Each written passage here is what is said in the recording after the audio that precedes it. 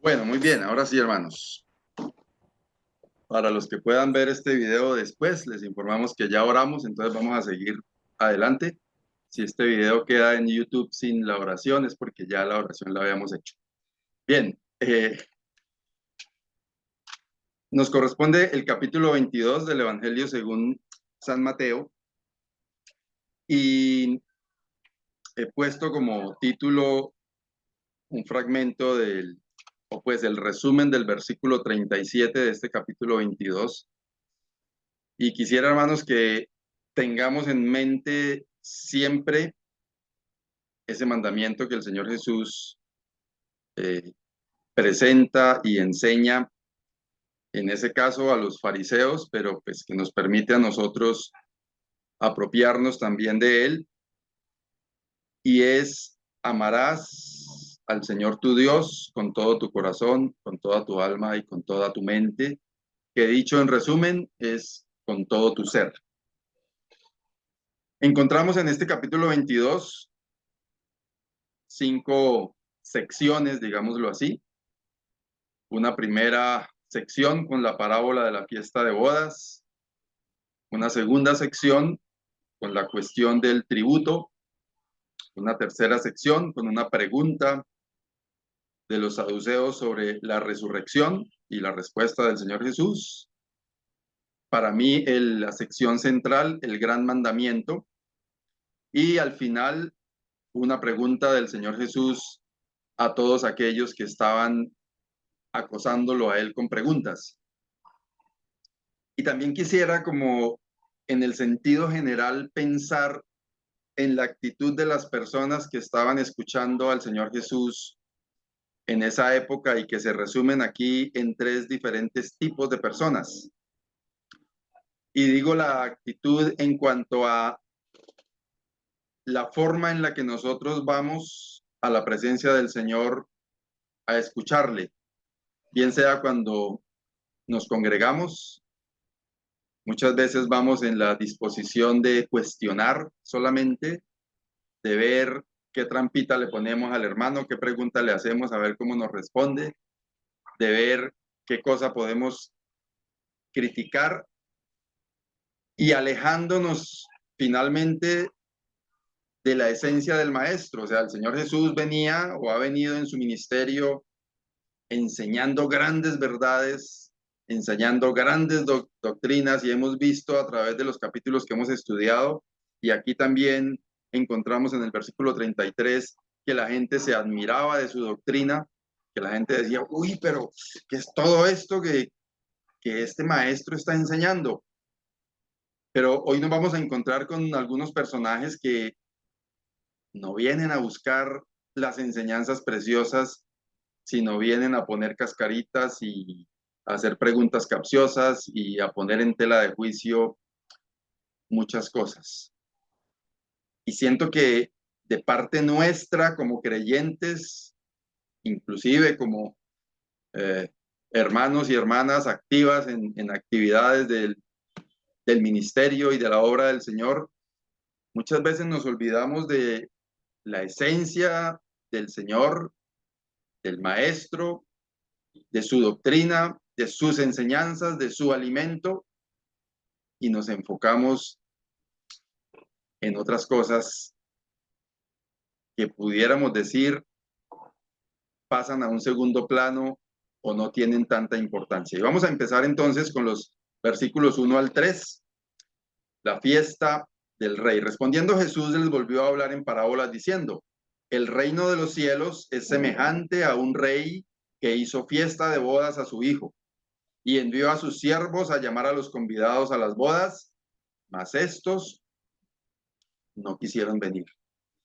Evidentemente, esto que vamos a ver aquí en los primeros 14 versículos, pues tiene que ver con la venida del Mesías y el recibimiento de su pueblo, de los judíos, o más bien que el recibimiento, el rechazo de ellos para con el Mesías. Pero podemos observar esta parábola, porque al final es una parábola y una ilustración, desde otros ángulos, viendo esa boda como la comunión que nosotros podemos tener con Dios, aunque es evidentemente el foco del Mesías viniendo a su pueblo.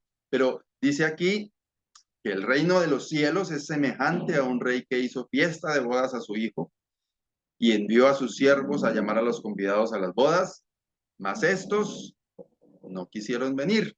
Juan capítulo 1. A lo suyo vino y los suyos no le recibieron. Evidentemente hace referencia específicamente a eso. Sigue diciendo el versículo 4, volvió a enviar otros siervos diciendo, decid a los convidados, he aquí, he preparado mi comida, mis toros y animales engordados han sido muertos y todo está dispuesto. Venid a las bodas. Ese momento en el que el Señor Jesús, Dios mismo, se hace hombre y viene a la tierra, está presentado de esta manera aquí. Dice, he aquí, he preparado mi comida, mis toros y animales engordados han sido muertos, todo está dispuesto. Y a mí, insisto, me hace también pensar un poco en esa invitación de las bodas como esa fiesta, haciendo referencias también a lo que encontramos allá en Apocalipsis, que aquí yo estoy a la puerta y llamo, y si alguno oye mi voz y abre la puerta, entraré a él y cenaré con él y él conmigo. Esa comunión, esa relación, ese deseo de intimidad que tiene nuestro Dios con nosotros. Y pues así no sea literalmente y específicamente el sentir de la porción, me ayuda a mí un poco a pensar en muchas veces lo que nosotros hacemos con la invitación del Señor Jesús a tener comunión con Él.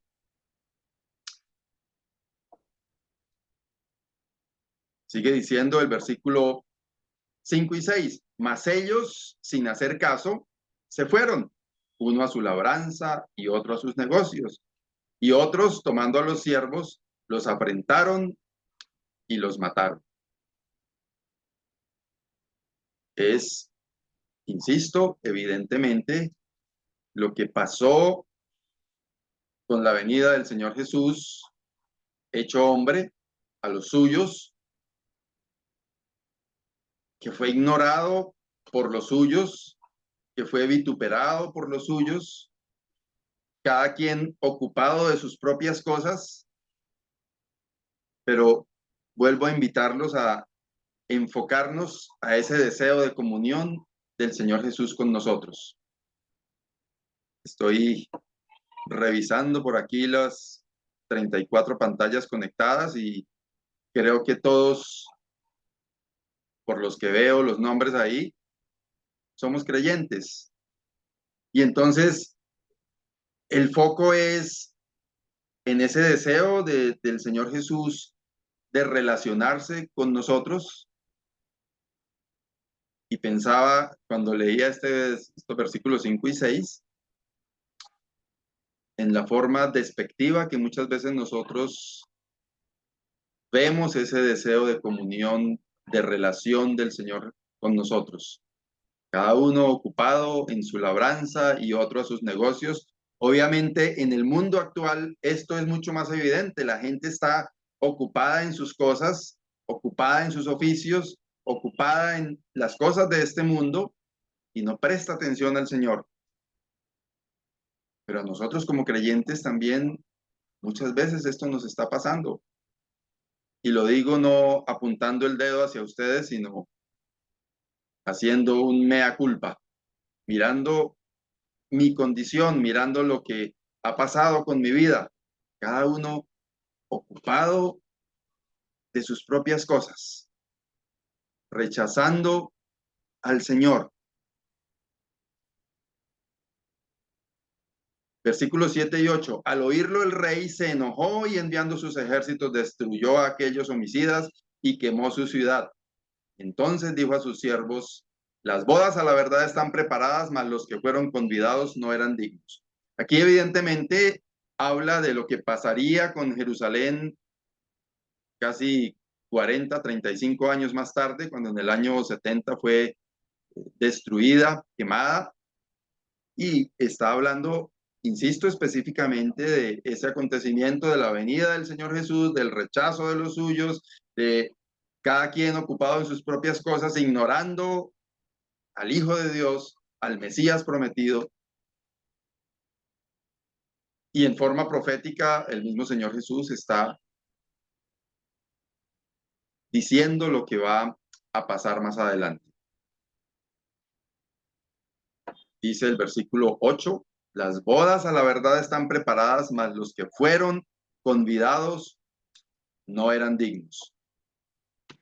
Versículos 9 y 10. Id pues a las salidas de los caminos y llamad a las bodas a cuantos halléis. Y saliendo los siervos por los caminos juntaron a todos los que hallaron, juntamente malos y buenos. Y las bodas fueron llenas de convidados. Hermanos, recuerden que al comienzo de esta parábola se dice que el reino de los cielos es semejante a, y empieza la narración. Cuando estaba mirando estos versículos, estaba pensando en esa visión del Señor Jesús del reino de los cielos. Unas puertas abiertas para que todos puedan entrar. Y a veces a mí esto me hace pensar en la postura nuestra como creyentes, como iglesia, excluyente con muchos, cerrada con muchos. Y vemos aquí, juntando el versículo 1, 2, perdón, el reino de los cielos, lo encontramos aquí con unas bodas llenas de convidados y dice que los siervos fueron y encontraron y juntaron y hallaron y llamaron juntamente malos y buenos. Y habían muchos convidados, pero nos vamos a encontrar aquí enseguida con algo particular. Versículos 11 y 12. Y entró al rey para ver a los convidados y vio allí a un hombre que no estaba vestido de boda.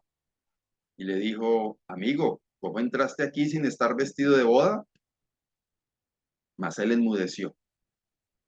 Obviamente que el reino de los cielos, puertas abiertas, los siervos de este rey trajeron a todo lo que encontraron, pero hay una condición, hay un vestido especial para esa boda y había un hombre que tomó a la ligera el asunto, dijo, pues están invitando a todo el mundo, pues no importa que haya que ponerse el vestido, pues yo voy a ir así como estoy, yo ahí paso porque eso es para todos.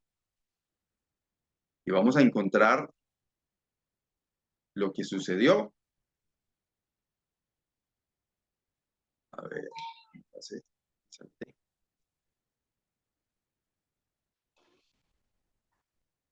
Me salté una diapositiva, voy a leerlo aquí en mi Biblia. Versículo 13. Entonces el rey dijo a los que servían, atadle de pies y manos y echadle en las tinieblas de afuera.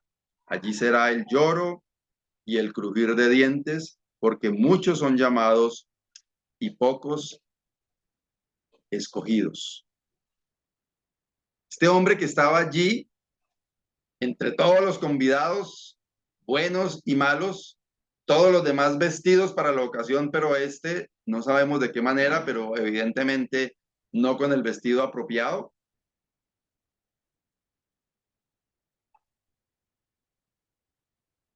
El Señor le dice, bueno, ¿y usted qué hace aquí? ¿Cómo llegó hasta acá? Y para él hubo un trato especial, pero especial no en el sentido bueno, sino especial en el sentido malo.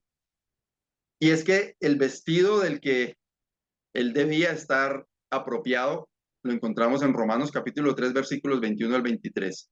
Pero ahora, aparte de la ley, se ha manifestado la justicia de Dios, testificada por la ley y por los profetas. La justicia de Dios por medio de la fe en Jesucristo, para todos los que creen en Él, porque no hay diferencia por cuanto todos pecaron y están destituidos de la gloria de Dios. Muchos, por no decir todos los que estaban allí, quizás ni eran familiares, ni eran dignos de estar en aquella celebración, pero recordemos que el rey había dicho, vayan y busquen porque los convidados dignos no están, entonces vaya, traigan gente. Pero tenían que estar vestidos con este vestido especial. Y aquel hombre no lo estaba.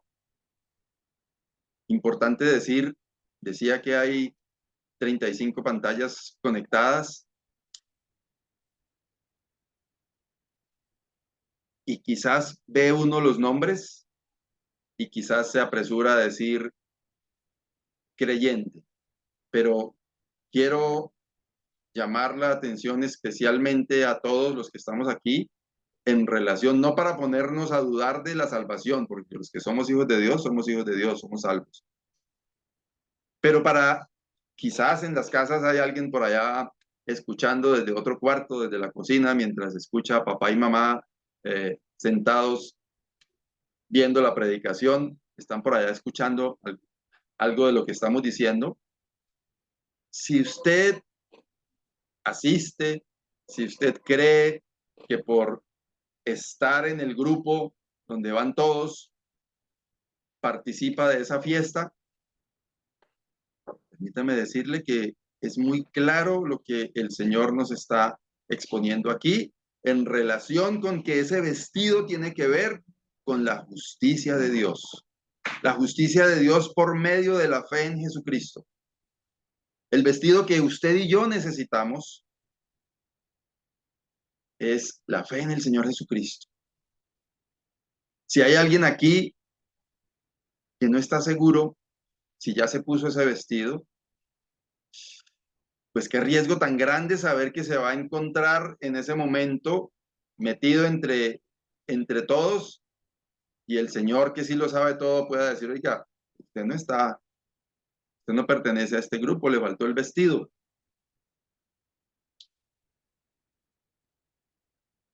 Es necesario llegar al Señor Jesucristo, como dice aquí en el texto de Romanos, para todos los que creen en Él, por cuanto no hay diferencia, por cuanto todos pecaron y están destituidos de la gloria de Dios.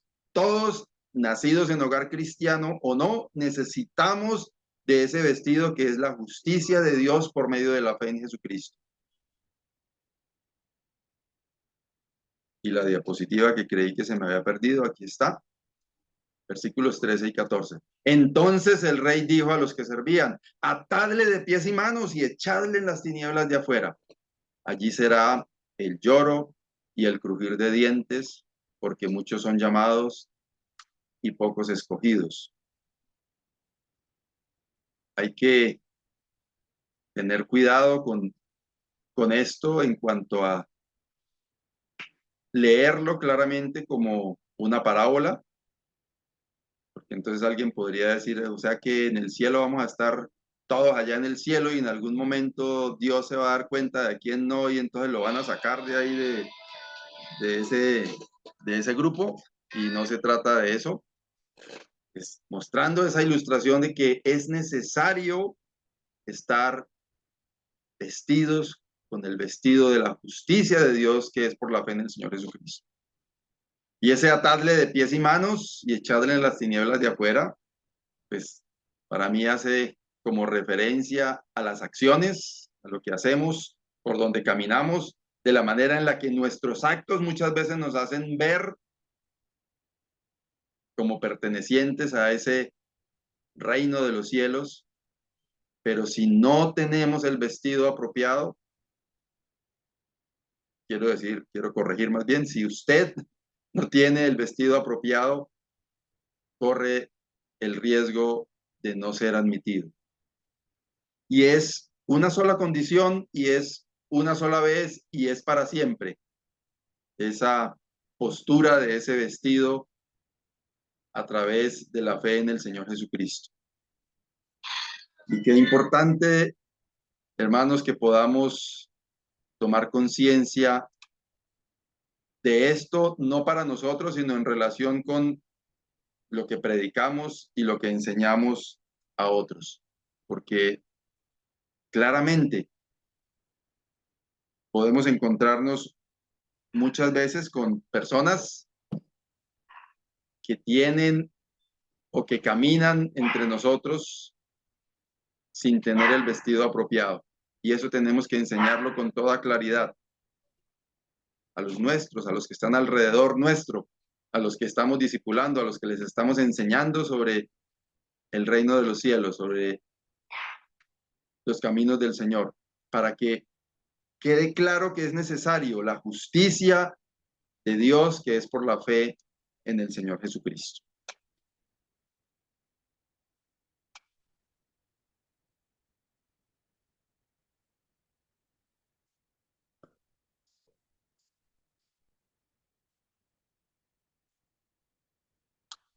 Bien, versículo 15 y 16. Entonces se fueron los fariseos y consultaron cómo sorprenderle en alguna palabra. Y le enviaron los discípulos de ellos con los herodianos diciendo: Maestro, sabemos que eres amante de la verdad y que enseñas con verdad el camino de Dios y que no te cuidas de nadie porque no miras la apariencia de los hombres. Encontramos a este grupo de los fariseos religiosos juntos con un partido político, los herodianos, que estaban casi que pensando que Herodes era el Mesías prometido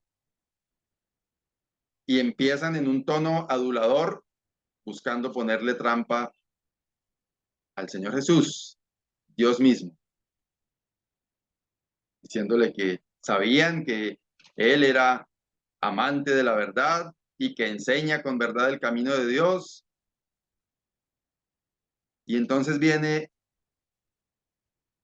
la pregunta: dinos, pues, ¿qué te parece? ¿Es lícito dar tributo a César o no? Pero Jesús, conociendo la malicia de ellos, les dijo: ¿por qué me tentáis, hipócritas? Mostradme la moneda del tributo. Y ellos le presentaron un denario. Recordemos que el Imperio Romano era el que estaba gobernando políticamente en ese momento. Los judíos, el pueblo de Dios, estaban, como muchas otras naciones, bajo ese imperio romano. Entonces, la pregunta tiene que ver con que con cualquiera de las dos respuestas le iban a atacar. Si él dice que sí hay que dar tributo a César, pues se supone que él se está presentando como el Mesías prometido, como el Salvador, como el que iba, que estaban ellos esperando, iba a liberar al pueblo judío del dominio romano. Entonces van a decir: venga, estamos buscando a alguien que nos ponga en rebeldía y nos diga que tenemos que quitarnos el yugo de Roma. Y si decía que no, entonces lo iban a acusar con el imperio y cómo así este hombre está enseñando que no hay que pagar tributo a César. Y la respuesta del Señor empieza con reconocer o con darles a ellos a entender que él conocía lo que había de trasfondo en la pregunta y en la intención de ellos al tentarle. Les trata de hipócritas y, como en muchas otras ocasiones, pide algo de ellos mismos, algo con lo que él pudiera decir claramente, no por él, sino que ellos entendieran claramente la enseñanza que venía. Y le presentaron un denario. Versículos 20 al 22. Entonces les dijo: ¿de quién es esta imagen y la inscripción? Las monedas tenían la imagen del César, y ellos le dijeron: pues, de César. Y sin decirles sí o no, les dijo: bueno, denle al César lo que es de César y a Dios lo que es de Dios. Oyendo esto, se maravillaron y dejándole se fueron. Hermanos, muy profunda la respuesta, muy clara la respuesta. Y de pronto pensamos ahí, así como tan bueno que les contestó el Señor Jesús y que, qué respuesta tan maravillosa, llena de sabiduría. Pero yo no sé si nos hemos puesto a pensar en lo que eso nos enseña a nosotros también. ¿Le damos al Señor lo que a Él le corresponde? Es lo que el Señor está diciendo. Denle al César lo que es del César y a Dios lo que es de Dios. Estamos en esta tierra y como habitantes y ciudadanos tenemos cosas aquí por hacer, cuentas por pagar, impuestos también que pagar, cosas por cumplir, pero cada uno de nosotros nos debemos al Señor y vamos a encontrar más adelante, como se los mencioné en el versículo 37, el complemento de esto que el Señor les está diciendo. Darle al Señor todo lo que tenemos. El Señor, y lo cantamos muchas veces, es digno de nuestra alabanza, de nuestra adoración. Y leemos salmos tan preciosos que acompañamos con un amén. Pero ¿de verdad le estamos dando a Dios lo que es de Dios? ¿Es nuestro tiempo del Señor? ¿O mi tiempo es mío? Y cuando el Señor me llama a hacer alguna labor, a hacer alguna cosa en el servicio, en su obra, no le damos a Él lo que es de Él.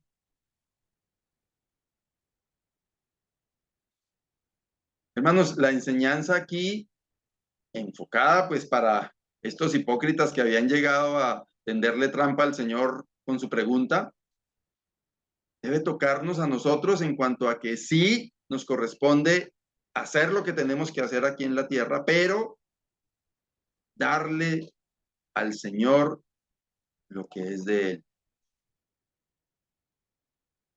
Pregúntese usted y respóndase usted, pero lo invito a que lo haga. ¿Le estoy dando al Señor lo que es de Él? Como dijo el pueblo de Dios en el momento de ofrendar, de lo recibido de tu mano te damos. Estoy dándole al Señor lo que es de Él, lo que a Él le corresponde.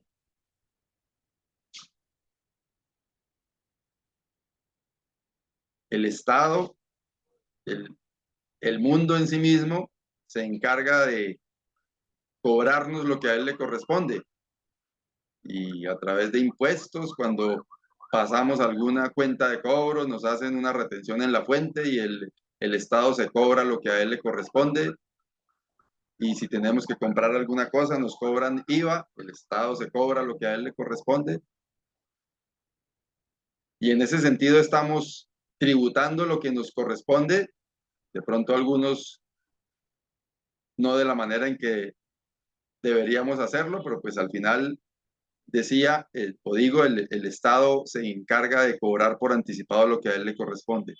Pero a Dios le estamos dando tributo a diario de las bendiciones que recibimos, del tiempo que el Señor nos da, de las 24 horas que tenemos cada día. ¿Estamos tributándole al Señor de eso? ¿O solemos decir, no, hoy no me alcanzó? Como que pudiéramos decir en el lugar donde vamos a comprar la ropa, decir, venga, es que no traigo suficiente para pagar el IVA. Voy a pagar, después vengo y traigo lo del IVA. Así le decimos al Señor, no le estamos dando al Señor lo que es de Él. Y cada uno de nosotros debe responder delante del Señor como le corresponda.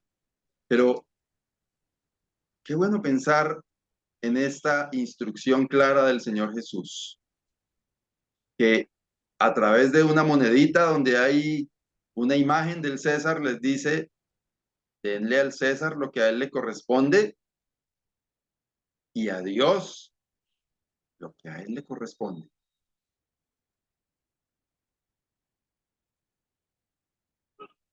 ¿Y cuánto le corresponde al Señor Dios, dueño de todo? Cada día tenemos muchas razones para agradecerle al Señor por las bendiciones que recibimos, pero que no se quede eso solamente en palabras, sino que con nuestra actuación de forma práctica podamos darle al Señor lo que es de Él. Seguimos en el versículo 23, otra sección. Los primeros que vinieron fueron los fariseos, acompañados de los herodianos. Ahora vienen a él los saduceos, que eran también fariseos, pero una clase un poco más, no sé, elitista, y ellos tenían algunas creencias, como dice aquí, no creían en la resurrección y otra cantidad de cosas más. Dice, aquel día vinieron a él los saduceos que dicen que no hay resurrección y le preguntaron diciendo, Maestro, Moisés dijo, si alguno muriere sin hijos, su hermano se casará con su mujer y levantará descendencia a su hermano. Si alguno quiere profundizar sobre esta ley, allá en Deuteronomio capítulo 25, puede leer y enterarse bien de cómo funcionaba esta ley del levirato. Pero curiosamente ellos, conocedores de la ley, entendidos en la ley, vienen con un ejemplo que hasta risible. Versículo 25. Hubo pues entre nosotros 7 hermanos. El primero se casó y murió. Y no teniendo descendencia, dejó su mujer a su hermano. De la misma manera también el segundo y el tercero hasta el séptimo. Y después de todos, murió también la mujer. Toman un caso bastante atípico, poco común, anormal, y el objetivo era tenderle trampa al Señor Jesús. Entonces viene la pregunta, en la resurrección, pues, ¿de cuál de los 7 será ella mujer, ya que todos la tuvieron? Recordemos que ellos no creen en la resurrección. Entonces, están burlándose del Señor Jesús, porque hacen una pregunta partiendo de algo en lo cual ellos mismos no creen. ¿De cuál de los 7 será ella mujer, ya que todos la tuvieron? Entonces, respondiendo Jesús les dijo, erráis ignorando las escrituras y el poder de Dios. El Señor Jesús, viendo que ellos son estudiosos, conocen de la ley, conocen las escrituras, les dice, ustedes hay algo que no están teniendo en cuenta y se están equivocando en lo que están preguntando ustedes mismos, aparentemente con tanta sabiduría. Versículo 30, porque en la resurrección ni se casarán ni se darán en casamiento, sino serán como los ángeles de Dios en el cielo.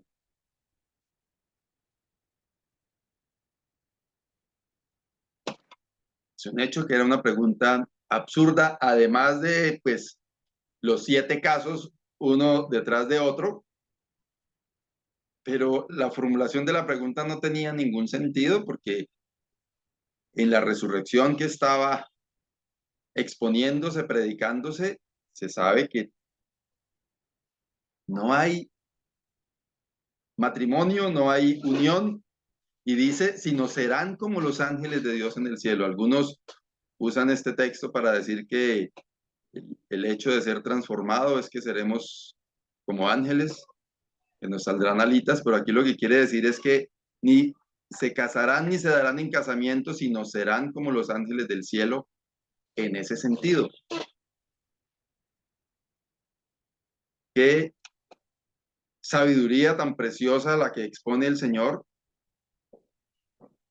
dándoles a entender que Él también tenía conocimiento. Si ellos tenían conocimiento, Él mucho más.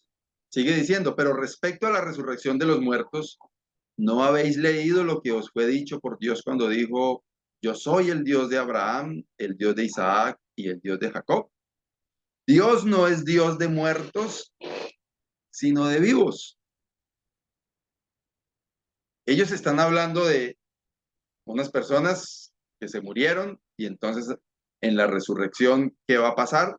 Y el Señor les responde con lo que ya vimos y diciéndoles, yo soy el Dios de Abraham. No dice, yo fui el Dios de Abraham y fui el Dios de Isaac y fui el Dios de Jacob, sino en tiempo presente, dando a entender que estos patriarcas fueron trasladados y Él es el Dios de Abraham, de Isaac y de Jacob. Y termina diciendo, Dios no es Dios de muertos, sino de vivos.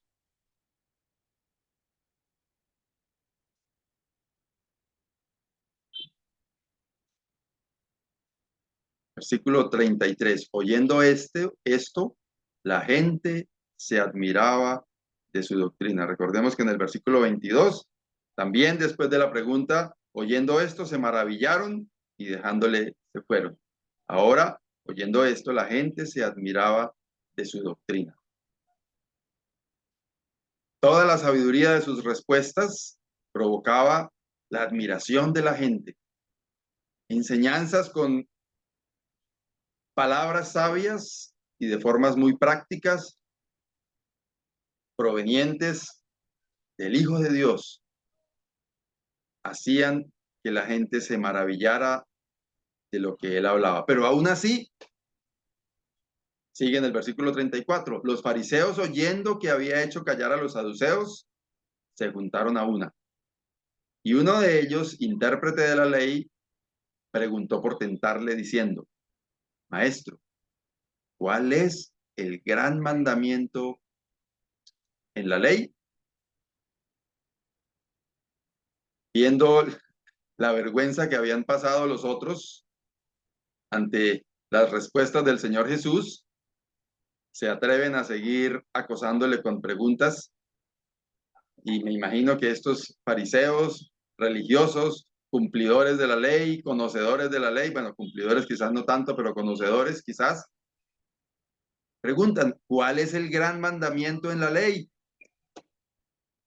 Y la respuesta del Señor Jesús, amarás al Señor tu Dios con todo tu corazón, con toda tu alma y con toda tu mente.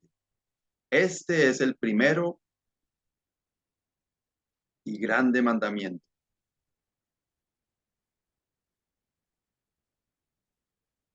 Hermano, yo no sé si usted se ha detenido a pensar en este mandamiento.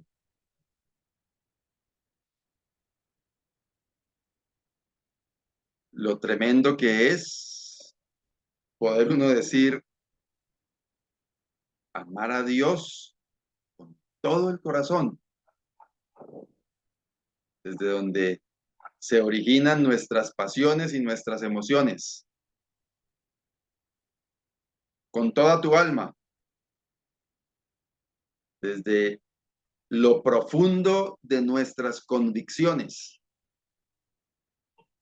y con toda tu mente. En algunas otras traducciones habla de entendimiento, de todo nuestro saber. Tiene que ver con todo nuestro ser, lo que amamos, de lo que estamos profundamente convencidos desde lo más profundo de nuestro ser,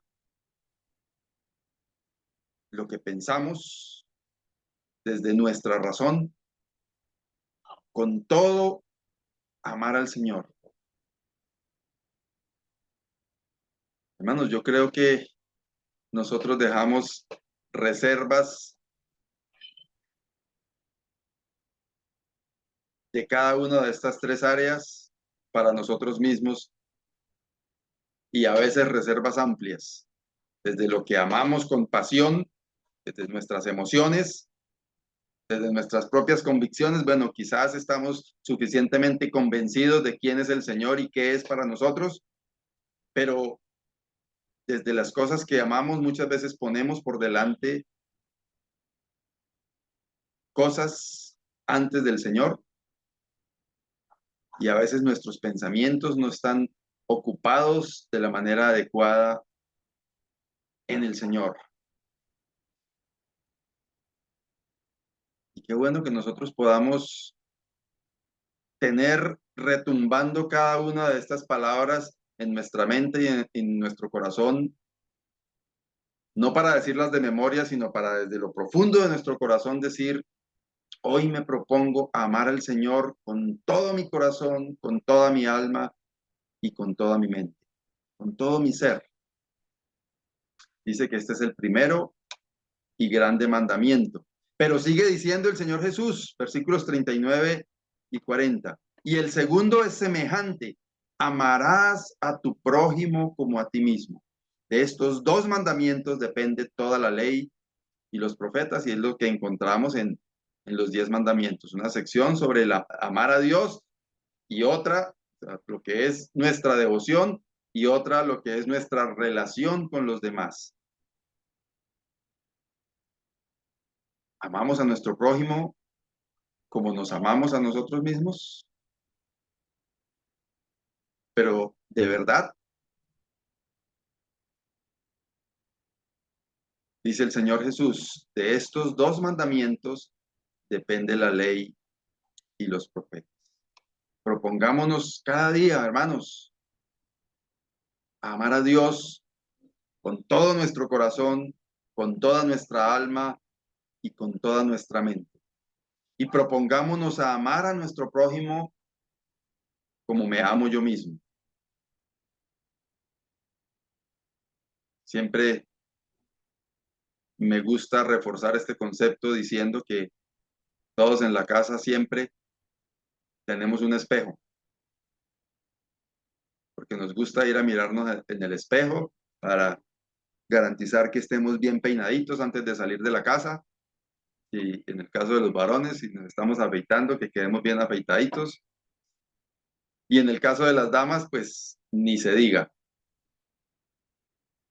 Y eso habla del amor que nos tenemos a nosotros mismos.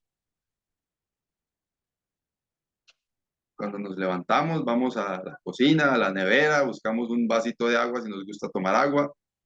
Si hay fruta, una frutica para comer, porque sentimos que el organismo nuestro necesita de algo y le echamos algo de comer. De esa manera, el Señor nos manda a amar a nuestro prójimo, así como atendemos nuestras necesidades, nuestros gustos, todo lo que tiene que ver con nuestro cuerpo, de esa manera amemos a nuestro prójimo. Qué interesante que podamos cada uno de nosotros reflexionar especialmente en esta respuesta del Señor a los fariseos acerca de cuál es el gran mandamiento en la ley.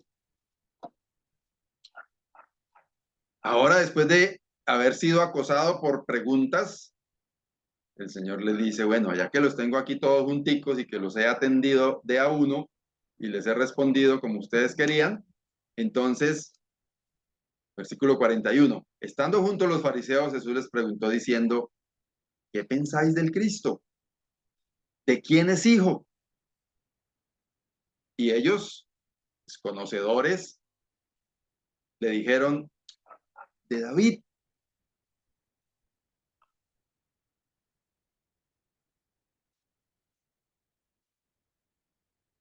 Versículos 43 al 45. Él les dijo, Bueno, ya que ustedes han sido tan capciosos en sus preguntas, pues cómo David en el espíritu le llama Señor diciendo y cita el Salmo 110, creo que es, dijo el Señor a mi Señor, siéntate a mi derecha hasta que ponga a tus enemigos por estrado de tus pies.